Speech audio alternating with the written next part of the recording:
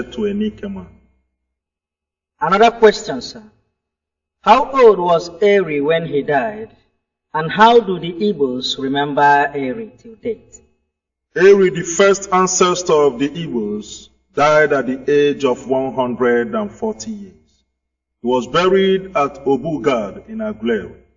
Obugad could be located till date, that it serves as a tourist place for the Israelites.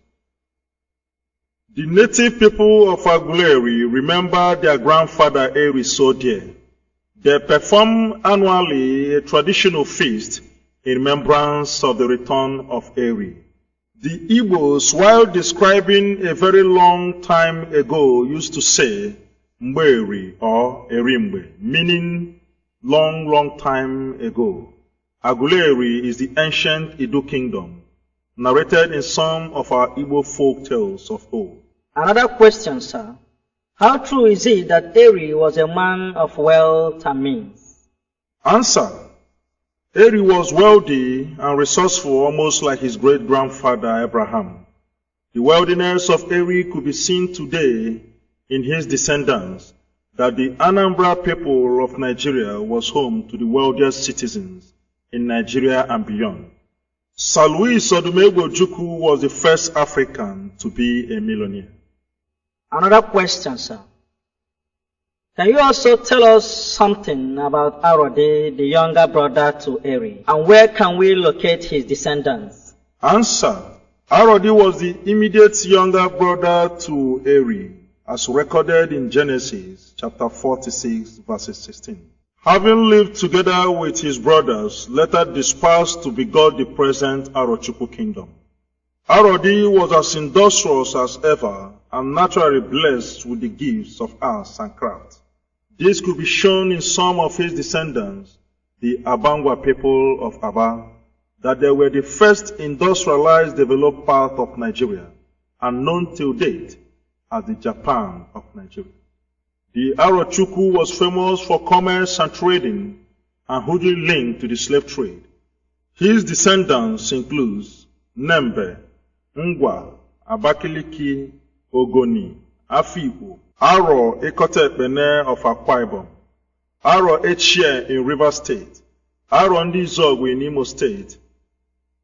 The people of Arochukwu could be seen virtually beyond Nigeria due largely to slave trade. They had their people around America and Europe, most especially places like Cuba, where you have the Ogologal or annual festival of Cuba. Another question, sir. What can you tell us about the last son of God known as Areli? Answer. Areli was the last son of God and one of the ancestors of the Igbos. Go to Genesis chapter 46, verses 16. He was known to be the wisest of all. He was a man of natural wisdom and preservation. The native tongue of his descendants is today accepted academically as the central Igbo language. The descendants of Areli includes Oweri, Umuahia, Diobu, what you know as Porakot, Okigwe, Olu, Nkwere, Mbano, Elele, Mbaise, etc. Therefore within the states of Imo and Porakot. The wisdom of Areli was demonstrated and seen in one of his descendants known as Olauda Ekwano, who was a victim of slave trade to Britain. He was the first slave in history ever to buy his freedom with his money at the age of his early 20s. Olauda Ekwano hails from Ekwano in the present Umuahia. He was the founder of the first British black political movement. He fought for the liberation of the slaves everywhere around Europe, that he liberated the slaves in Britain and settled them in the present Sierra Leone. He gave them a capital known as Freetown. His other name could be known as Gustavus Vassa.